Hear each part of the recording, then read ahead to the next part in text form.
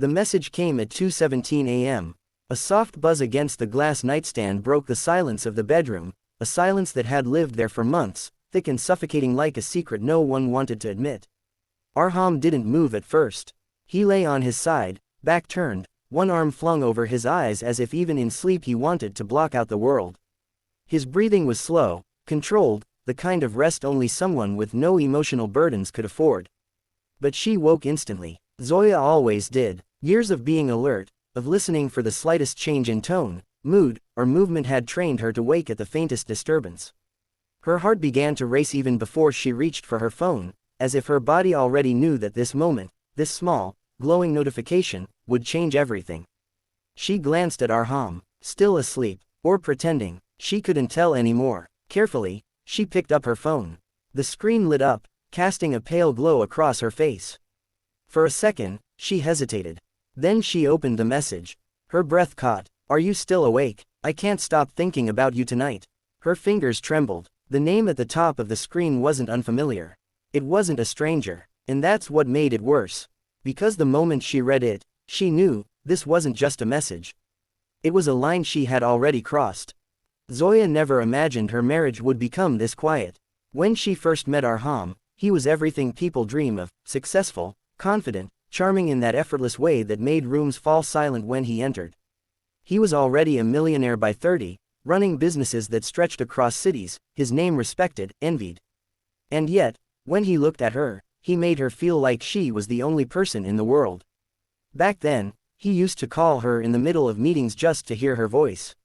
He would cancel plans to spend evenings with her, insisting nothing mattered more.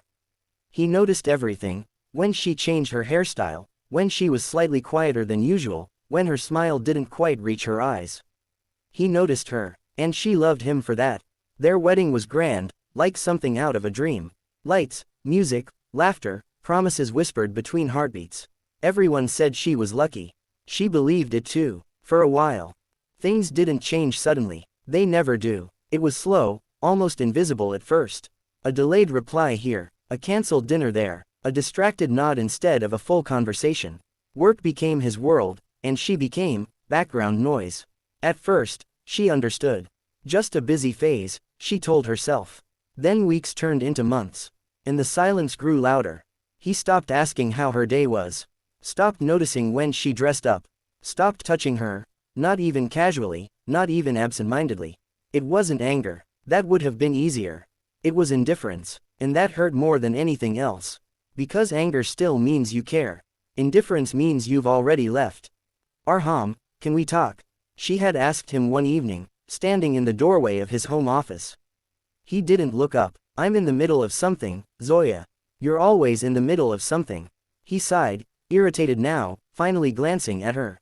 "What is it?" That question, sharp, impatient, like she was a problem to be solved quickly. Her throat tightened. I feel like we're drifting apart." He leaned back in his chair, rubbing his temples. "Not this again." Her heart sank. "I'm serious." "So am I," he replied.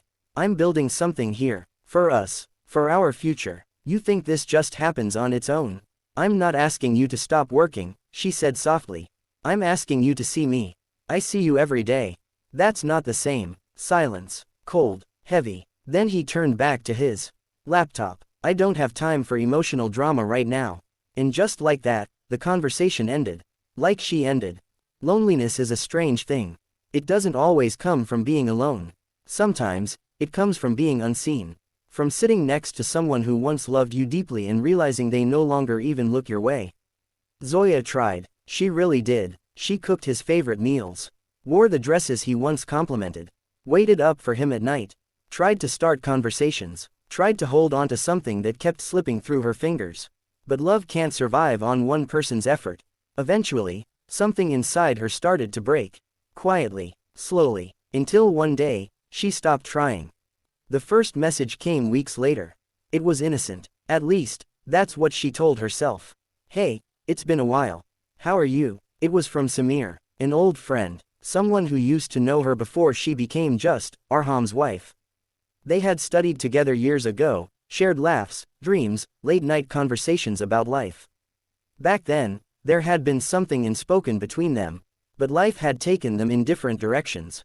Until now. She hesitated before replying, then typed, "I'm fine, just busy." A lie, he responded almost instantly, "You don't sound fine." And just like that, the walls she had built around herself began to crack. At first, it was harmless. Casual conversations, catching up, remembering old times, but then, it became something more. He listened, really listened, asked her how she felt. Not what she did, not what she needed to manage, but how she felt, and she realized how long it had been since anyone had asked her that. Since anyone had cared about the answer. One night turned into many. Messages turned into calls. Calls turned into something she didn't want to name. Because naming it would make it real. In reality is harder to ignore. Zoya. Arham's voice cut through her thoughts. She froze. The phone slipped slightly in her hand. He was awake. She turned slowly. He was sitting up now, eyes fixed on her. Sharp, focused, for the first time in months, truly looking at her. "Who's texting you at this hour?" Her heart pounded. "It's nothing. Show me." The air shifted. Tension filled the room like a storm about to break. "It's just a friend," she said. "A friend who texts you at 2 a.m. His voice hardened. "Since when do you have secrets, Zoya?" Secrets. The word hit differently coming from him. She swallowed. "You never asked." That did it. Something snapped in his expression. "Give me the phone." "No." The silence that followed was explosive. "You're saying no to me?" he asked, disbelief laced with anger. "I'm asking you to trust me." He laughed bitterly. "Trust? You want to talk about trust?" "Yes," she said, her voice trembling but firm. "Because you lost mine a long time ago." That wasn't what he expected. It threw him off. For a moment, he just stared at her. Then his eyes shifted to the phone, still glowing in her hand. The message still open, and before she could react, he reached out and grabbed it. Everything slowed down. Her breath, her thoughts, time itself, as his eyes scanned the screen.